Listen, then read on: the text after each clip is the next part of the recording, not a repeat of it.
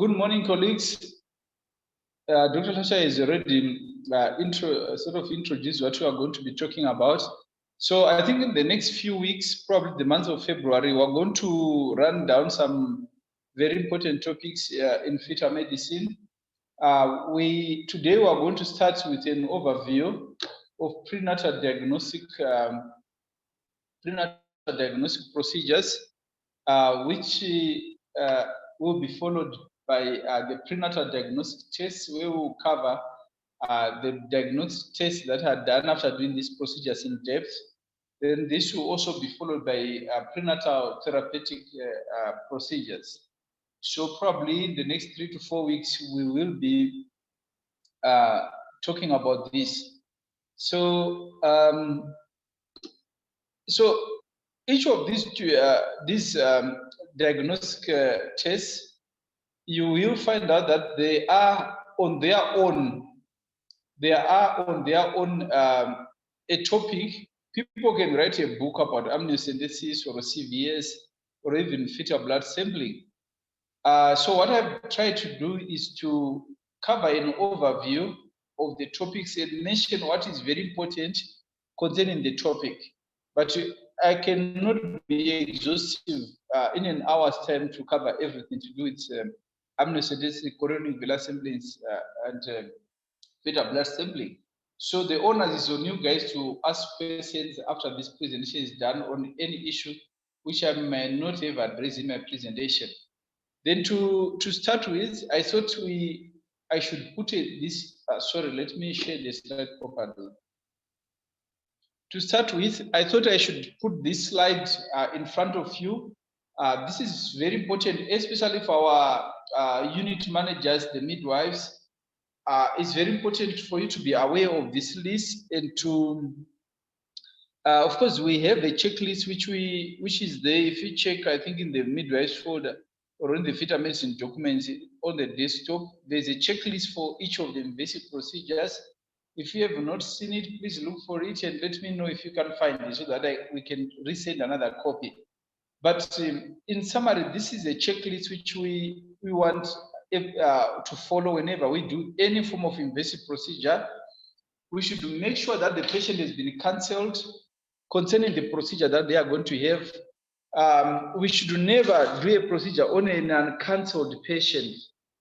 So in other words, we should never be in such an emergency situation where we want to do a procedure before we have thoroughly cancelled our patient. This is one of the reasons why we normally don't want to do procedures on the same day that we have seen the patient, because we want the patient to take time to reflect and to think about it, so that when the patient consents, they consent without coercion, without fear, and after having thoroughly thought about the procedure, so that when complications do okay, patients don't feel like they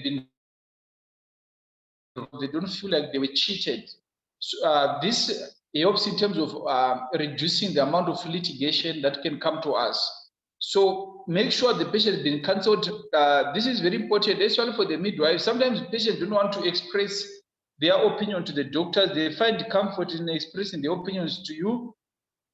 So when the patients finally come for the procedure, just have a chat with them and find out if they were properly cancelled. If they were not properly cancelled, then notify the doctor who want to do the procedure that the patient is not aware of the procedure or is not fully aware of what is going to happen. Then the patient has to be cancelled before the procedure. If the procedure to be deferred, it's better that the procedure be deferred than to do a procedure on a patient who is not been properly.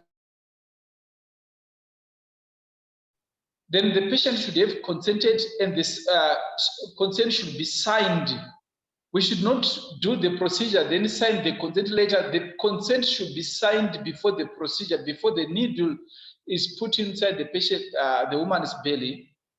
Then the consent signed by practitioner and witness before procedure. Then the following tests should be verified for all patients who are undergoing invasive procedures. We should check the RESA status. If the patient is negative, then anti-D should be available and administered immediately after procedure. So the moment we begin to discuss with the patient that we want to do an invasive procedure, we should verify if they know their RESA status. If they don't know, then we need to order that test the anti-D to check if the rhesus status is known. So that should be checked. So we should make sure that we check and make sure that the patient, we know the rhesus status of the patient. If they are negative, then we should make sure that on the day of the procedure, the anti-D is available. If it is within the hospital pharmacy, then we should order it. If it is not available, then the woman needs to be given the prescription days before the procedure, so that they come to the procedure with their anti-D. Normally it's 250 to 500 milligrams of anti-D that you want to give. So the patient should bring the anti-D for the procedure. Then the HIV status, we want to know the results of the last 3 months, within the last 3 months. If the patient is positive, then we want to check the viral load to make sure that the patient is fully suppressed in terms of the viral load. I think this is very important. HIV is fairly common amongst our women. So HIV status should be checked, and also the viral load should be known if the woman is positive. Then the samples container should be available, and we should make sure that they are correctly labeled after the sample has been put, and we should communicate with the laboratory before procedure. Currently, most of our samples are being analyzed through Lancet. So that means before we do the procedure, we should make sure with Lancet that they are able to transport the sample the day of the procedure, or that their courier services are working. More so in this lockdown period. Currently it is working, but we should always check with Lancet before the procedure is done, because we don't want to do a procedure which goes nowhere. Then samples should be delivered at the laboratory the same day. This is very important because patients are the ones who are delivering samples. You don't want the patient to go home and start looking for money. So we should make sure that the patient has the money before the procedure is done to take the sample to the laboratory. Then the patient's abdomen should be thoroughly cleaned with an antiseptic before procedure. We should make sure that this is done. This will reduce the infection rate, the amniocentesis. So the tummy should be cleaned. You can either use betadine or chlorhexidine or methyl spirit if we have none.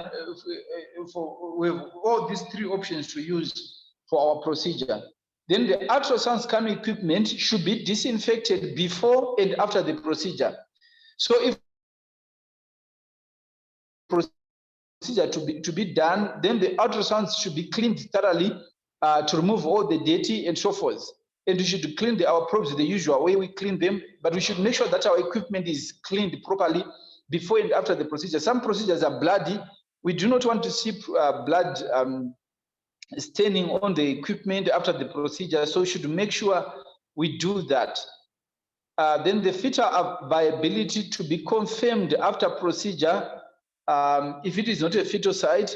So we should make sure that before the woman leaves the unit, we have verified with the woman that indeed the fetal heart is present, and the woman should also hear the noise of the fetal heart, or even see the fetal heart on the big screen or on the screen.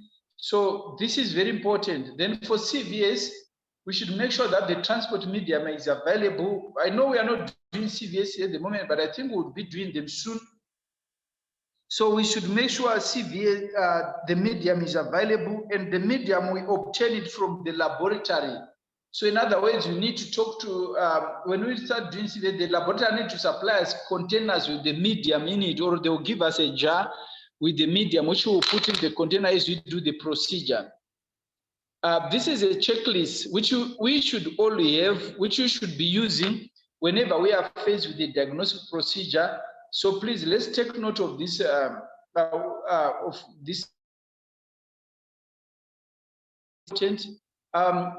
Checklists are there to make sure that we don't make errors. They are not just there to burden us. They are there to make sure that we practice as error-free as possible. Modern medicine has no room for errors, because room for errors will lead to catastrophic legal consequences. So we should make sure the checklist is followed whenever we want to do this, to do the invasive procedures. Now, let's go to the invasive procedures. Now, let's start with amniocentesis. Amniocentesis is a procedure that started well before the introduction of ultrasound.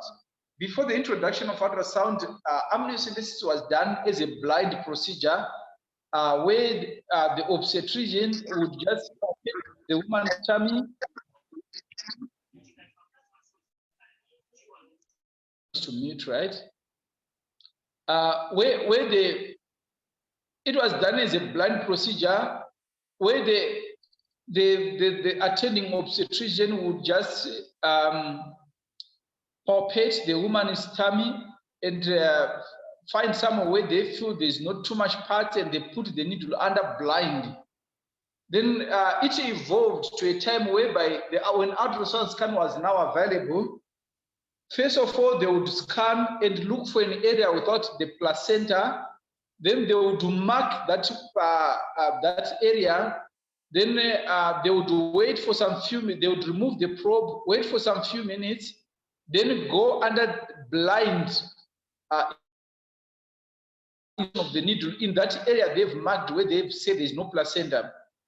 So it was being done in a very unsafe way before, but with the advancement in skills and knowledge, now ultrasound guided amniocentesis is the practice of the modern day medicine. So what is this amniocentesis? Amniocentesis is a technique whereby we aspirate amniotic fluid with a needle under ultrasound scan guidance. And we take about 20 mL of fluid from the amniotic fluid. This is how the procedure works. We put the probe, we put the probe on the woman's tummy.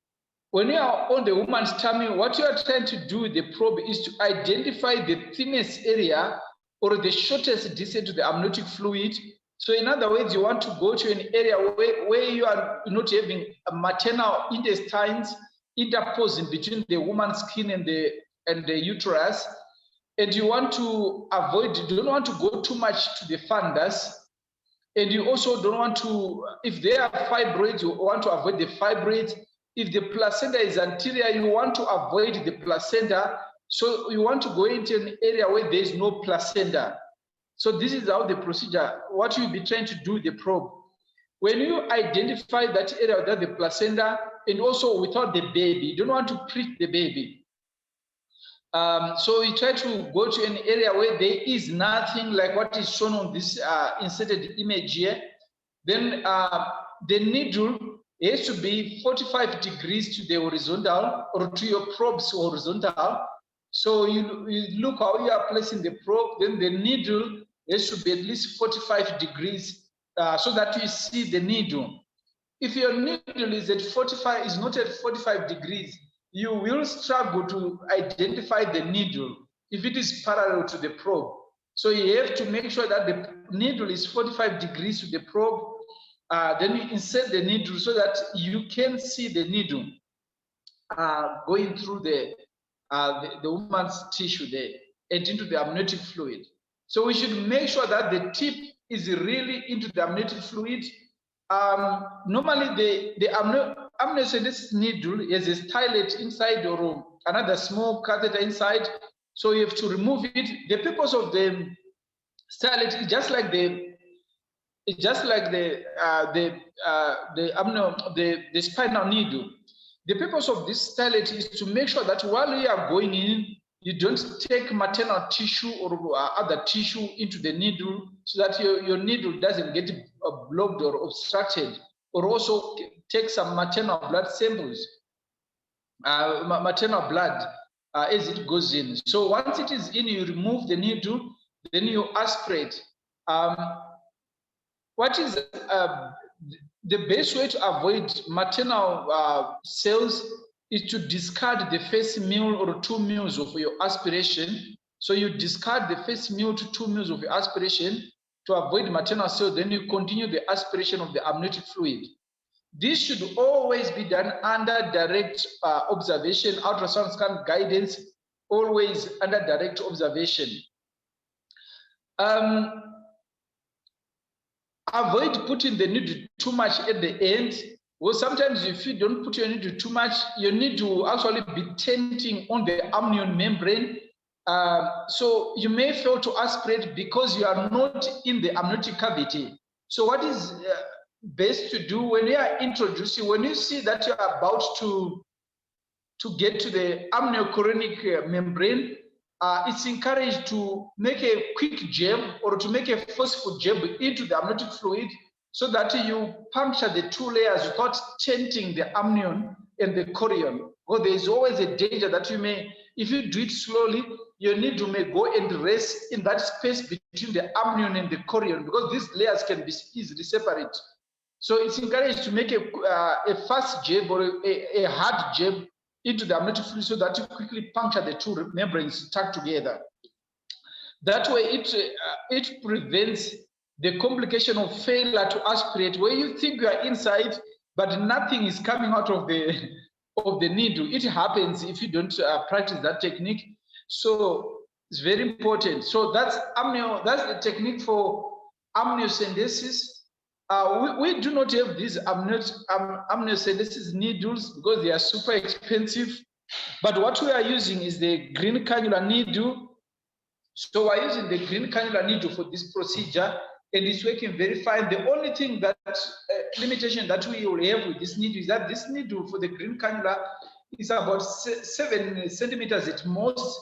So you can see the dimensions of the recommended spinal needle here, that it is 9 centimeters minimal. So there is a challenge for women who are obese, and where sometimes you fail to find a place without the placenta and you really have to go through the placenta, the needle may prove to be too short to reach the amniotic fluid. So that is the biggest challenge of the needle. But so far we are winning. We always try to find an area where the distance is short enough for us to get that spinal needle inside. So it's working very well, that green cannula needle. Then the question is, when should it be done? It should, before amniocentesis used to be done very early. There was something called early amniocentesis where people were doing it. I know Zimbabwe doesn't move very fast. Probably there are some people who may still be doing amniocentesis early. But the argument of early versus late was settled with this SEMAT study, which was done in Canada, where they looked at 4,374 patients they randomized. But before I talk about this study, I just want to show you the difference between a 15-weeker and a less than 15-weeker, how things look like. Most machines will not show you this image. These are transvaginal images. Most machines will not show you the amnion because the resolution will not be good enough to show you the amnion. But what happens before 15 weeks, the amnion, this is the membrane of the amnion here, is well separate from the chorion. So this is the chorionic cavity, this is the amniotic cavity. When you are doing amniocentesis, the sample that you are targeting here are fibroblasts, which are peeling off the baby skin. So when you do amniocentesis before 15 weeks, there is always a danger that you are going to be aspirating fluid from the chorion. That there is that small danger that you may fail to get to the, or you may end up puncturing this amnion in such a way that you cause a tear, a very big tear on the amnion where a fetal part could pop out, which will result in transverse limb defects because it will become more of an amniotic bend on the baby. This is more than 15 weeks now. This was an 18-weeker. So you can see that at 18 weeks, the amnion and the chorion are tightly fused together, so that there is no danger of you placing your needle in the wrong cavity. So this is one of the challenges of trying to do early amniocentesis. But these two procedures were compared by this study, the SEMAT study, and these were their findings. They found that technically it was difficult. You can see that it was almost 4 times difficult to do it at 11 weeks than to do it at after 15 weeks. One of the reasons is what I have just explained here. Then the karyotype culture failure, you can see that the rate of failure was almost 10 times if you do earlier than if you do late mid-trimester. One of the reasons is what I have mentioned, that sometimes you may take chorion and chorionic fluid, and you may think you have taken amniotic fluid. Then the pregnancy loss was slightly highish for the early amniocentesis, and also the issues of club foot, which may be explained by the membrane. You can see it's almost again 10 times risk of causing a club foot. And amniotic fluid leak was also higher, almost 2 times risk of amniotic fluid leak when you do early amniocentesis. So as a result of this study, which was done in 1998, globally, no one now does early amniocentesis. Of course, there are still some pockets of people who still do it, but it's not considered the best practice in the modern day to do early amniocentesis. So as a result, amniocentesis is done from 15 weeks onwards. So amniocentesis is done from 15 because of what we have just explained here, that it's more dangerous to do it earlier than that. Nobody knows nobody has studied the period between the 13 to 14 weeks, but it is generally agreed in the body literature that it's better we wait for 15 weeks, because we know that at 15 weeks, the amniochorionic membrane will have fused. There will not be separate amnion and chorionic membrane, as you see here, from 15 weeks onwards. So the procedure is better done at that time. I've already told you that we have to avoid, to discard the few meals to avoid maternal cell contamination. Next week, I'll show you one of our patients we did recently, where we forgot to there is maternal cell contamination as well. So I'll show you that that form from the lab next week when you do the diagnostic procedures. Then single operator and double operator. When you are doing the procedure, it can be done with what you call a single operator technique or double operator technique. The technique that you have seen us doing it is the single operator technique, but there's also a double operator technique, which we don't encourage. This is why we scan with the left hand. Left hand scanners, right hand scanners normally struggle to do a single operator technique because the left hand may not be good enough for them to hold the probe because it's not used to it. Putting the needle with the left hand, if you are not a left hand person, is always a little bit tricky. You always feel like you are not in control. So this is one of the reasons why we scan with the left hand, is because of this single operator technique in invasive procedures. So what is a single operator technique? A single operator technique is that the operator is holding both the probe and the needle, but the other person will do the aspiration. So one person is holding both the probe and the needle, then the other person is doing the aspiration. So this is single operator technique. Double operator, one person holds the probe, then the other person does both putting the needle and the aspiration. So in other words, the person who is not holding the probe is not the person the person who holds the probe is not the one who puts the needle. So this is the double operator technique. We don't encourage it, but some centers, quite a number of centers, do this kind of technique. It's also done during teaching, during the teaching practices.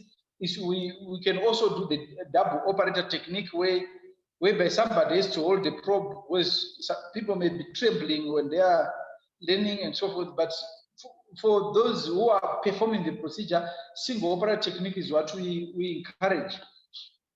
I've already told you what is in this amniotic fluid, which we are interested in.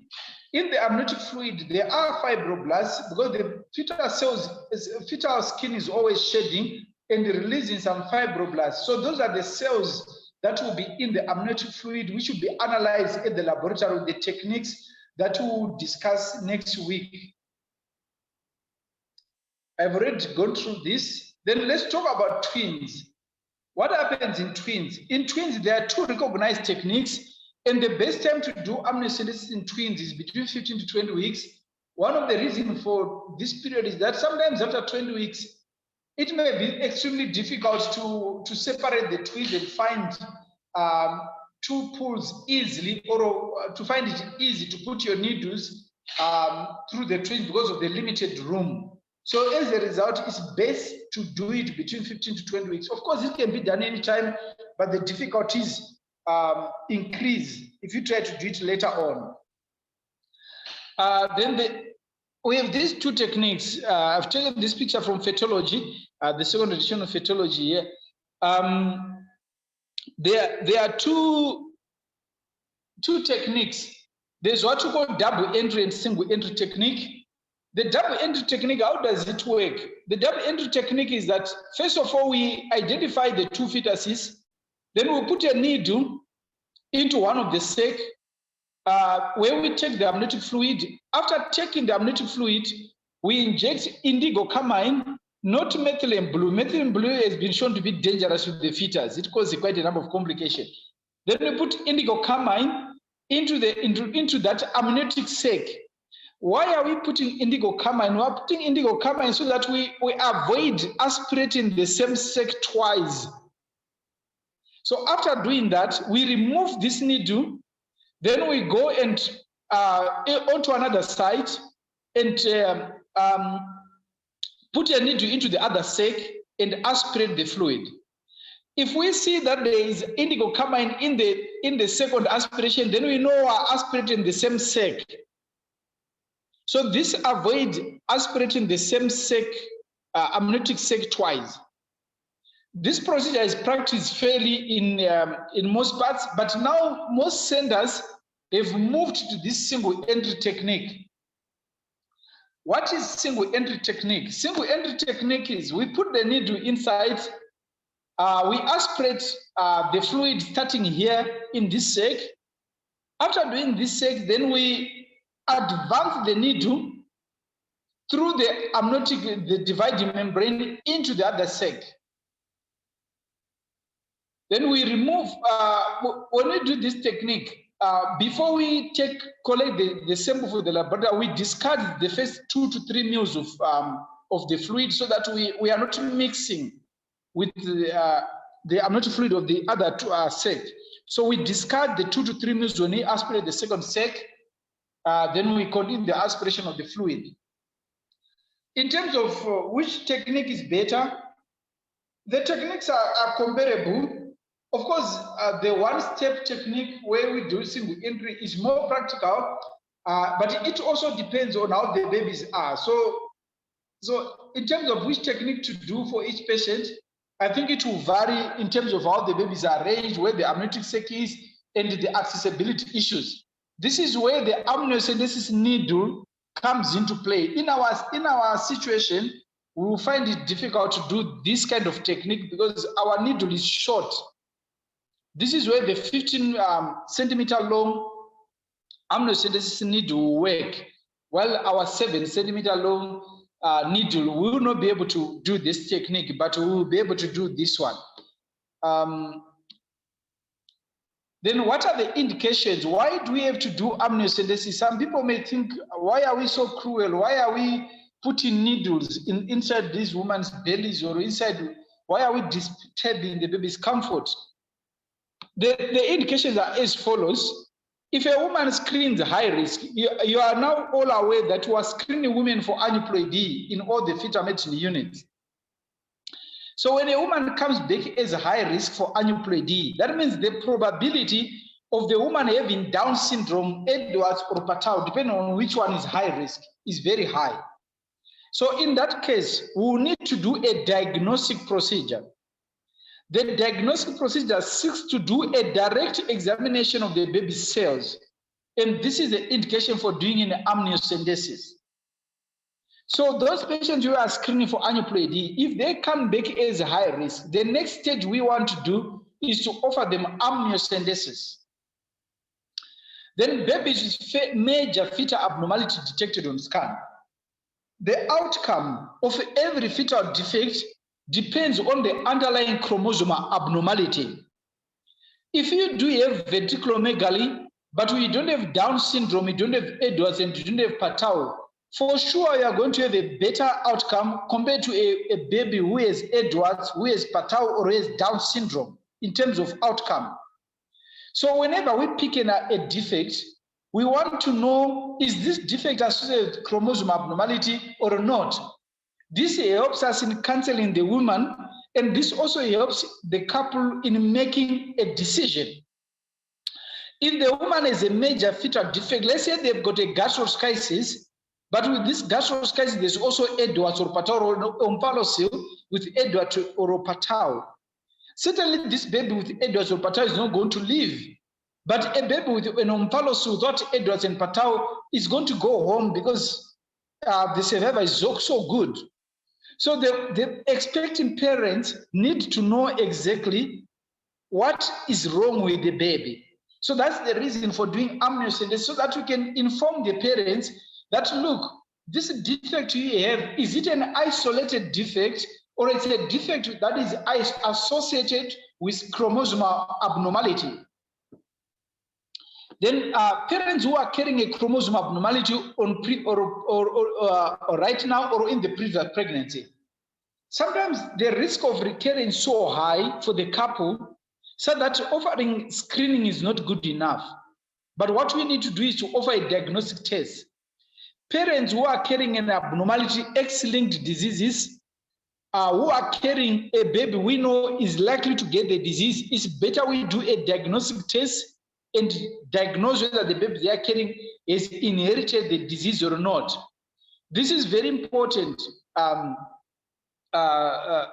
for parents who are carriers of diseases, that what they need is a karyotype, is a diagnostic procedure, not a screening procedure.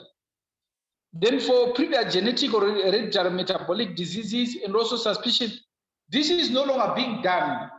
I'm sorry that I didn't delete it. No one should be doing amniocentesis in 2020 because they are suspecting open neural tube defect. Open neural tube defects are diagnosed using ultrasound. You will find out that our labs, Lancet still wants to report alpha fetoprotein on every amniocentesis sample that you have put. I've tried to delete it on the request form, but they always want to report it.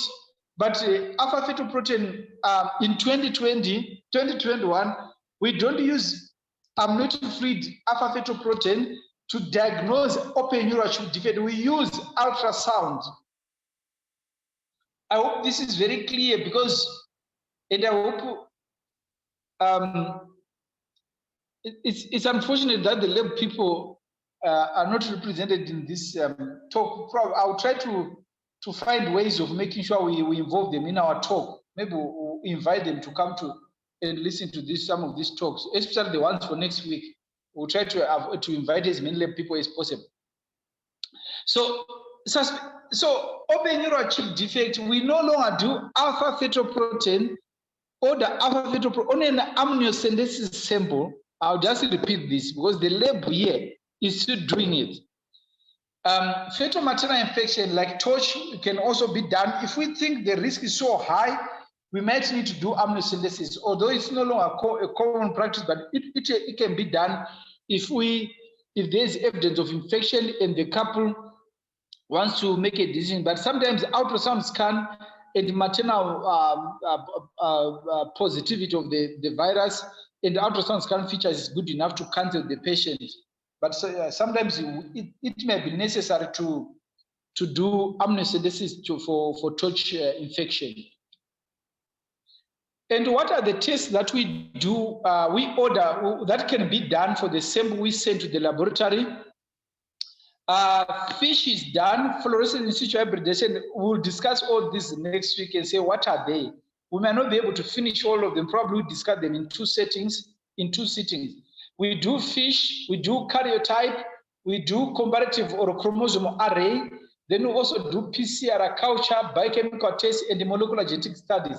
Nowadays, we are also doing whole exome sequencing. It's now being done, and whole genome sequencing is now being done on these samples as well, on this sample as well. We should always remember that there is always a risk of culture failure of 0.1% and a risk of mosaicism of 0.25%.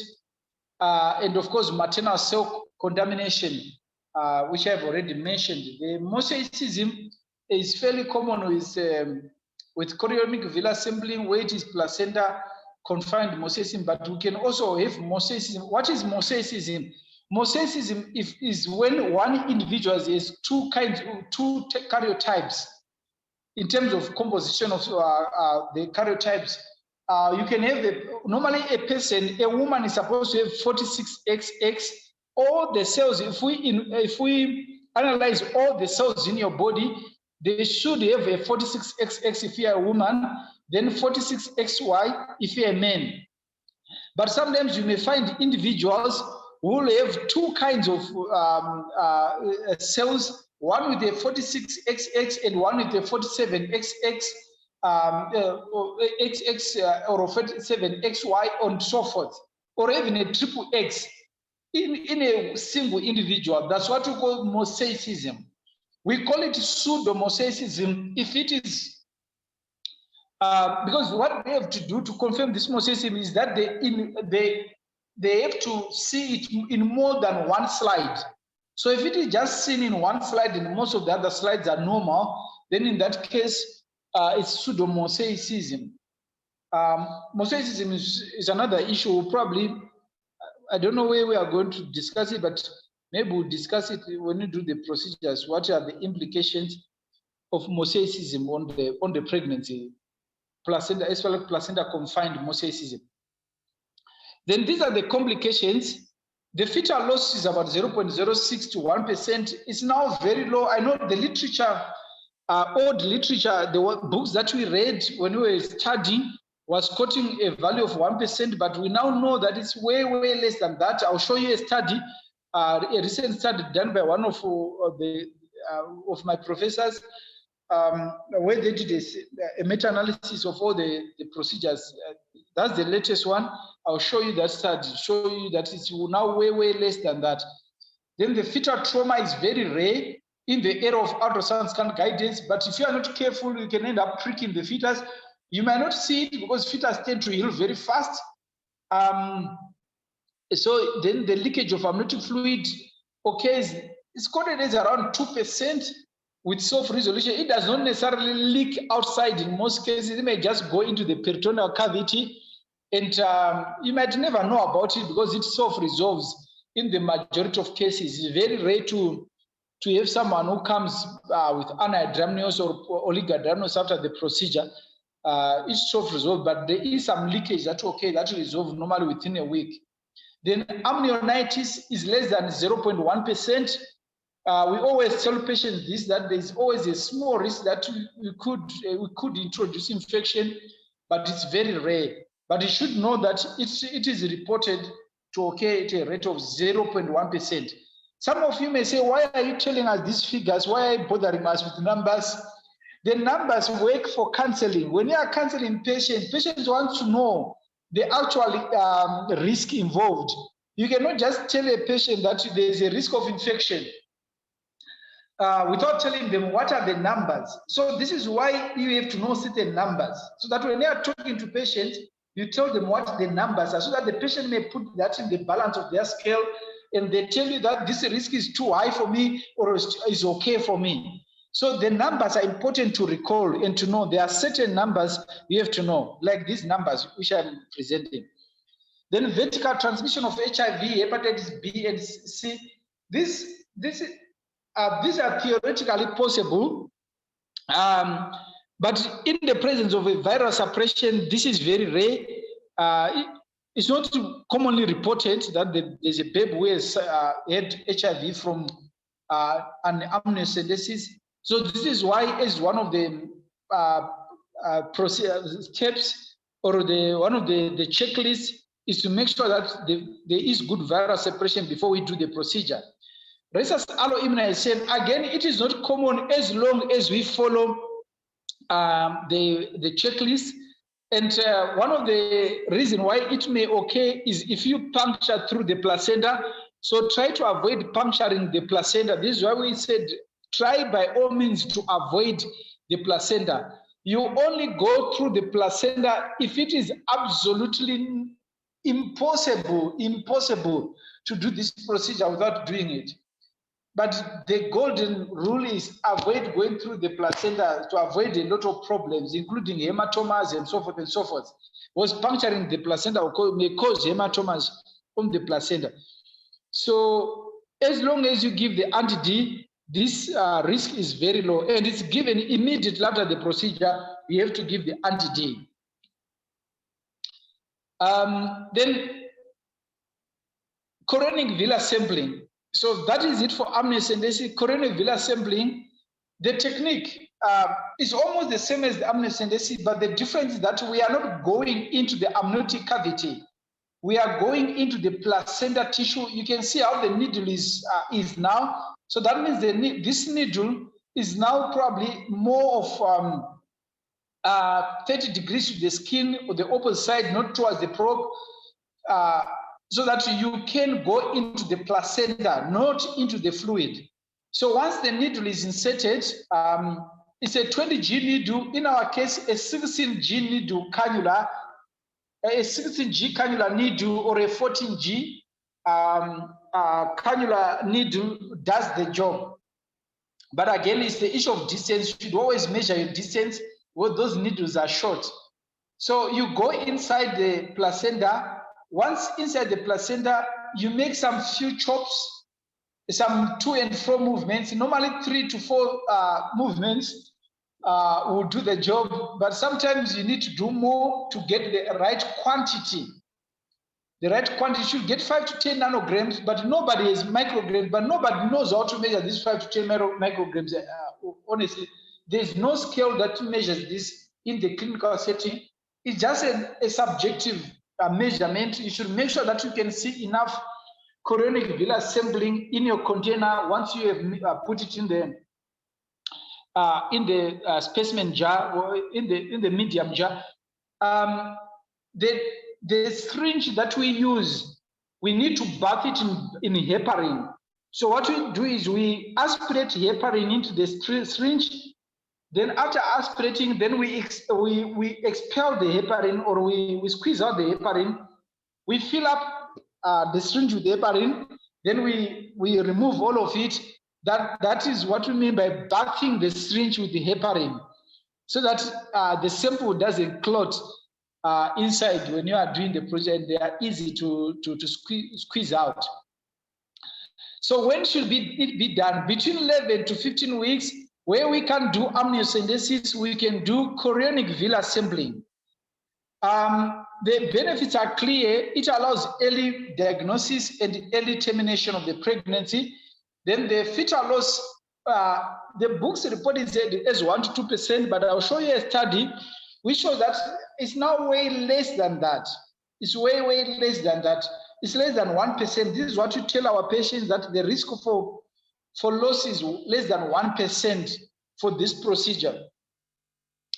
I've already described the procedure, same as amniocentesis under ultrasound scan guidance, but your probe now has to rely on the maternal skin, so that you go through the placenta, you go into the placenta, not into the amniotic fluid. Then what are the contents? I told you that the amniotic fluid has cytotrophoblast. This is very important when you do diagnostic tests next week, to remember this. What are the contents? The contents here is cytotrophoblast and mesenchyme. The cytotrophoblast, we know that they are always in a state of rapid multiplication. They never cease to multiply. They are always multiplying. The placenta is always multiplying, right, in a way. As a result, these cells are active. They are very much involved in the cell cycle phase. So that means direct examination is possible with these cells. So they are not the cells that will be cultured. The ones that will be cultured are the mesenchyme. These are the cells that will be cultured when you do the culture. When you do direct examination, we are examining the cytotrophoblast. When you culture, we are now culturing the mesenchyme, because there are two kinds of cells that will be in this sample. So what does this mean? That means that if we do amniocentesis coronary velar sampling and we request direct examination results, we can get preliminary results within 48 hours, excluding, in our case, it will be more, it will be a week. We are getting, for example, fish, we're getting results within 5 days with fish here, if we do fish. That is including the transport to South Africa. So you can see how quick it is. So with the direct, we means within a week, we can get the result, because these results can be obtained within 24 to 48 hours. But these results are not the final results. They should have to be confirmed by culturing the mesenchyme. We'll explain next week why is it so? Why do we have to wait for the culture results in these cases? Then the indications are the same as for amniocentesis. I think for the sake of time, I'll just jump this. The only difference is that the coronary velar sampling allows us early diagnosis, while for amniocentesis we have to wait. There are shortfalls of coronary velar sampling. And what are those shortfalls? Because I told you the cytotrophoblast is rapidly dividing. As a result of this division, there are errors of division. So the risk of placenta-confined mosaicism is very high, so that when you see an abnormal result, you cannot never be truly certain. You always have to wait for the culture. If the culture cannot break the tie properly, you might have to wait for the amniocentesis to do amniocentesis. This will explain in detail next week how it works and why is it so. Then the tests done on these samples are the same as amniocentesis. However, the results for things like biochemical tests are obtained quicker in coronary velar sampling, because you already have divided in cells the cytotrophoblast, unlike in amniocentesis where you have to culture the cells and allow them to divide for you to analyze biochemical tests, the issues of enzymes and so forth. Chondrosynthesis is to do with collecting the actual blood from the fetus umbilical cord. Chondrosynthesis is a procedure. Chondrosynthesis is a procedure which is again done with the same needle as the one for CVS, but in our case we'll probably be using the green or the gray or the 14 gene needle.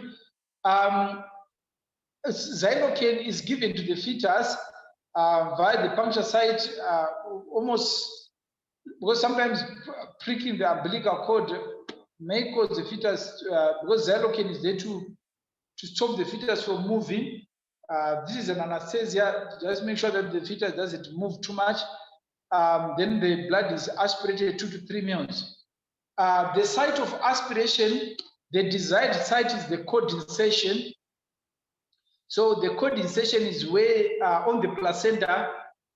I know we do not have cord insertion on the fetal med. Maybe we will ask Tafadzwa. I think the FMFZ guys just take note of this, that we want to put cord insertion tape on the fetal anomaly for both first and second trimester and third trimester fetal med. I think we need a tape for cord insertion so that people get used to identifying the cord insertion, so that when we start doing these procedures, people will be more comfortable finding cord insertion.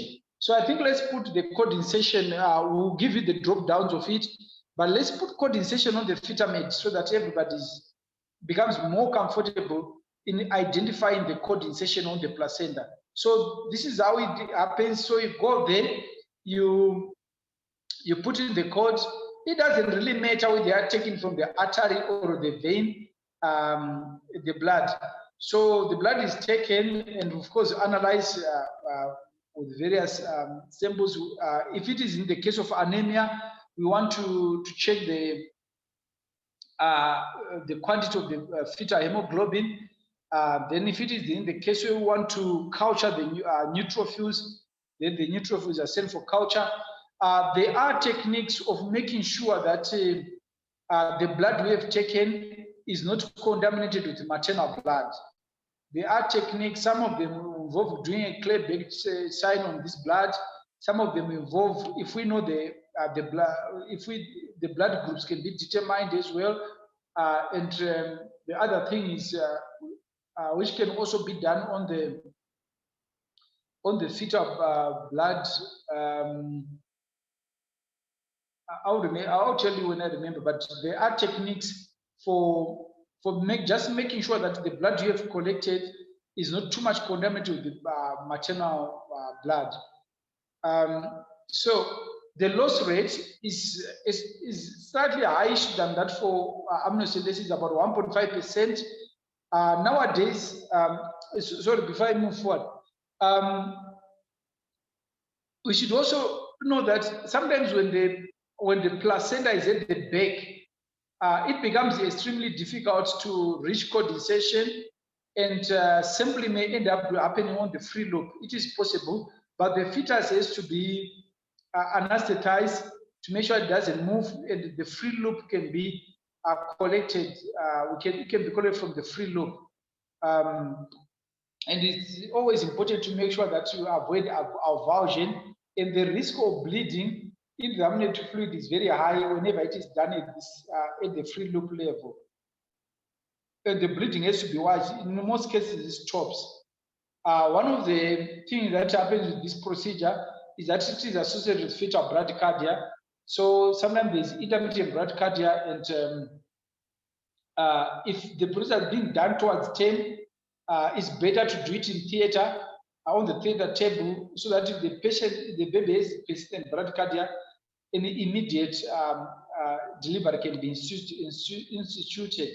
So for those viable babies, it's always good to prepare these babies for a possible preterm delivery by making sure that antenatal steroids are administered before the procedure. I've already said this, that the most commonest indication nowadays is fetal anemia. Fetal abnormalities is no longer common to do this for fetal abnormalities, as no one does that anymore. The biochemical test is done for this test, FBC, hormonal assay, thyroid disease, and also immunological tests and fetal karyotyping, where you want to break the tie. But fetal karyotyping, the mainstay is amniocentesis if coronary velar sampling is giving us a challenge. Just to share with you this, this systemic review and meta-analysis done by Professor Ranja Koleka. Professor Ranja Koleka will be one of our lecturers in the fellowship, the fetal medicine fellowship program. He was one of my teachers at King's. He's based at Medway, Maritime. That's one of the hospitals where I was going. So what he did is that he looked at the amniocentesis that had been done, and out of the 42,706 women who underwent amniocentesis, he noted that there were 324 losses, and out of the 8,899 women who had undergone CVS, there was 207 losses. Then they noted that the risk of miscarriage prior to 24 weeks in women who underwent amniocentesis and CVS was 0.81 and 2.18. This is just sort of the figure of these women. But you should always remember that there is what you call background population risk for miscarriages, which was not factored in this number. So when they factored the background rates of miscarriages in women from the control group that did not undergo any procedure, which was 0.67%, I mean, the risk for miscarriage after amniocentesis was 0.67% for amniocentesis and 1.79% for CVS. Then the weighted pooled procedure-related risk of miscarriage for amniocentesis and CVS were 0.11 and 0.22% respectively. So what does this mean? So what it means is that over the years, the technique for doing amniocentesis and CVS has been improved, and people are becoming more and more good in doing the procedure, and the risk of loss is way much less than what was reported in old literature, which looked at a very few number of cases compared to the ones that you see displayed here. So these procedures are not as harmful as people used to believe or to think. However, the procedures have a steep learning curve, and it may take time for people to be comfortable, to be experienced enough to achieve the levels where the loss is so low. But as long as the protocols are followed, these procedures are very safe to do on patients. This is very important information to know. You may be a midwife and you're asking, why do I have to know this?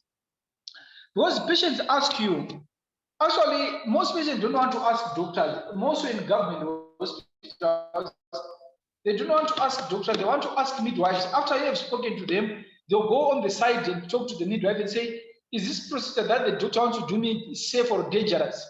So you have to know these figures and tell the patient that, look, what you know is that this procedure as fetal loss related risk is less than 1%. You cannot just tell the patient that it's not dangerous. It's not good enough for 2020. In the 21st century, we have to tell them the figures from the literature to say a lot of women were done this procedure, and less than 1% of the women had this kind of a problem. And this less than 1% is probably more than the population risk of miscarriage after seeing a viable fetus at 12 weeks. I think this is the end of my presentation for the invasive procedures, in diagnosing invasive tests. I think I'll leave the room for questions. Like I said, I do not go exhaustive. So any questions you have on the procedure, you are more than welcome to ask. Oops.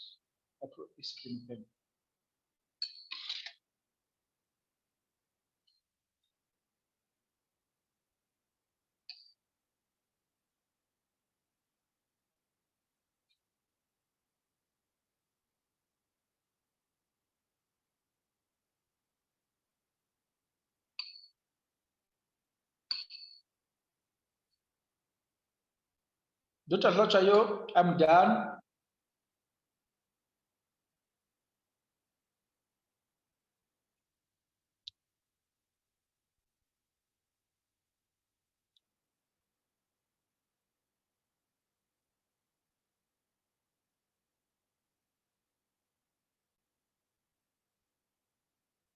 Any questions, guys? Dr. Lachayo, is she around or?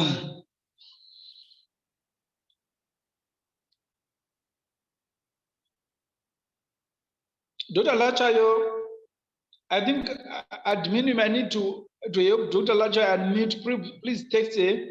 Let her know the presentation is done so that we can move forward.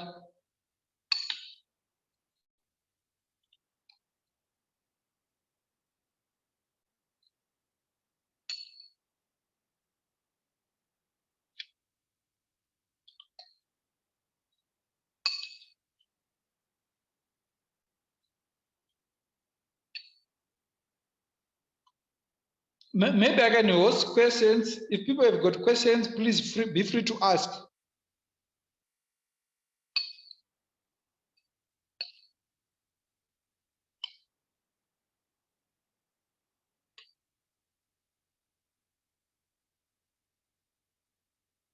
Questions? Morning, Dr. Verenga. Hi, gentlemen. Yes, thank you very much for the detailed presentation.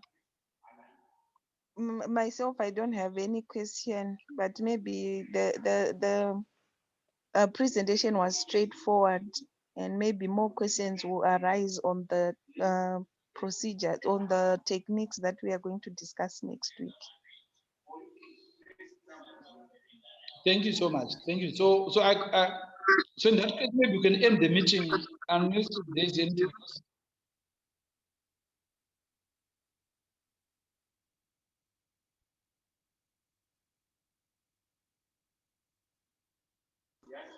Hello, Doc. There's a question in the chat box. Question in the chat box, right? For a posterior allocated placenta, how is CVS performed? When I mentioned CVS, I probably did not mention that technique, the cervical, transcervical technique. Where is the CVS? Let me go to the CVS slide. Right. So there is a transcervical technique which is being demonstrated here.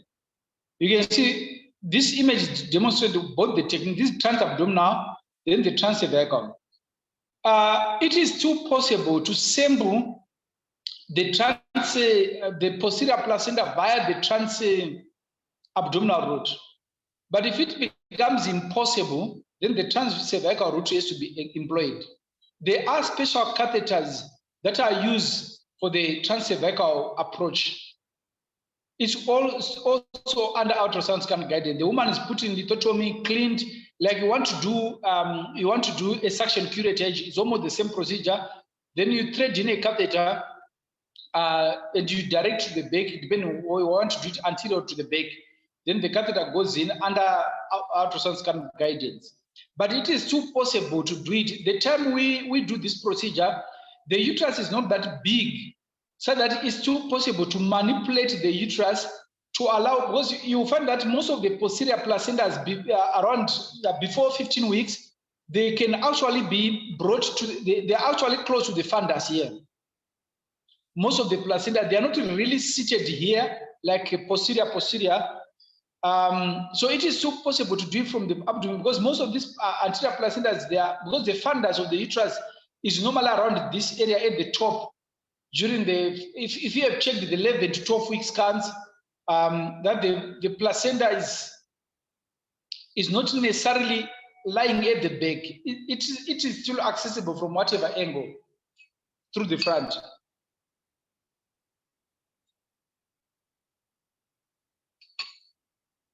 I hope I've answered the question satisfactorily, Lamin.